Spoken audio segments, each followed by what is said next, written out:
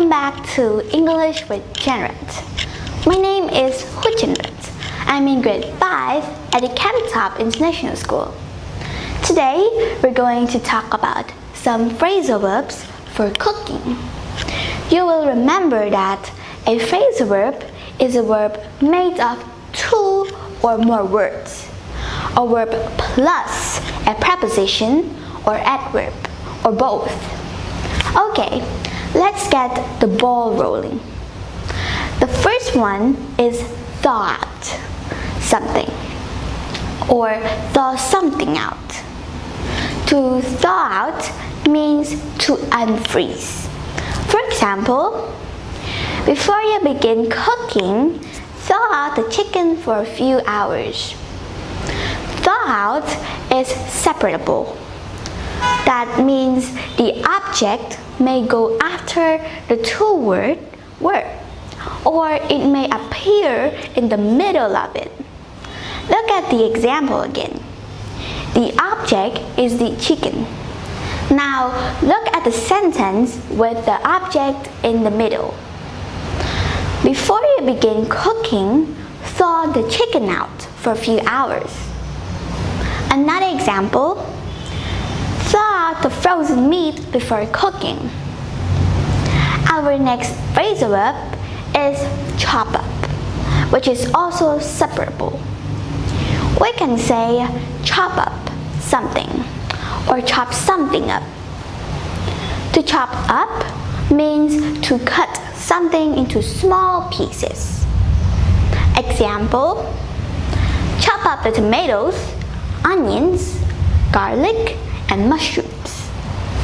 You could also say it with up after the object. Chop the tomatoes, onions, garlic, and mushrooms up.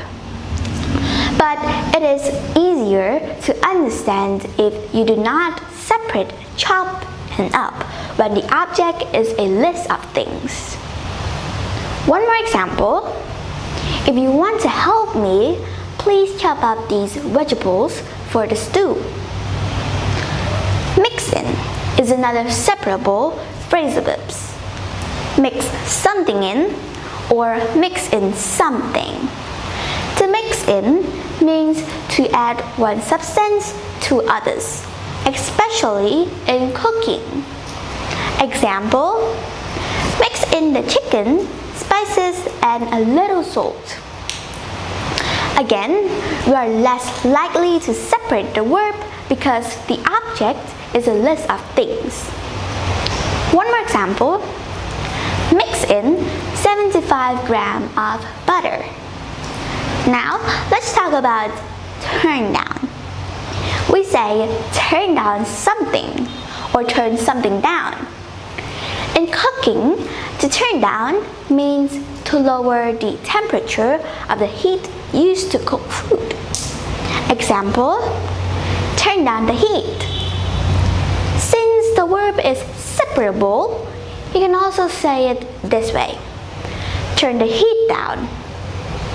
Next, we have boil over. Boil over does not take an object. To boil over means to flow over the sides of a container while boiling. Example, the sauce may boil over. Another example, that was a hissing sound as the soup boiled over. Okay, let's talk about cool down. In relation to food, the verb means to let hot food become cool enough to eat. In recipes, we often use cool down with the verb let. To let something cool down really means to allow something to gradually go to a lower temperature. For example, if you make a pie, it's very hot when it comes out of the oven. Meaning, after the pie is taken from the oven, you should let the temperature cool.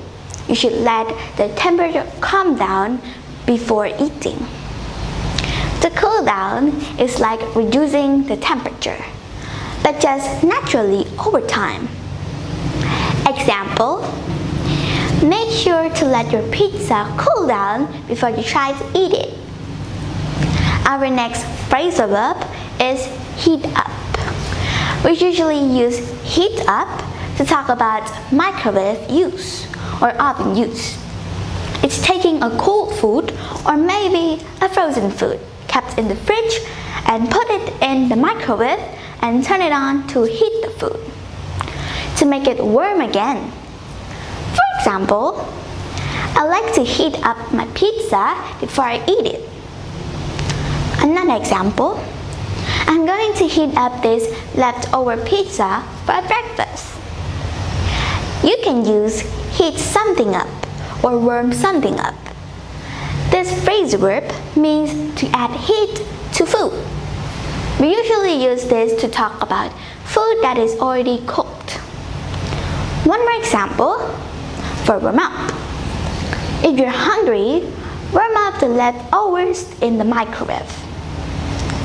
Our final phrasal verb is whip up.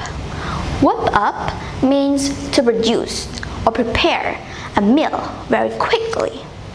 Example, my mom loves cooking, so every day she whips up a delicious breakfast for my family. If you're hungry, I can whip you up some lunch. I hope that those phrasal verbs are very useful for you when you cook food. Thanks very much for watching our video, and I'll see you again soon. Bye!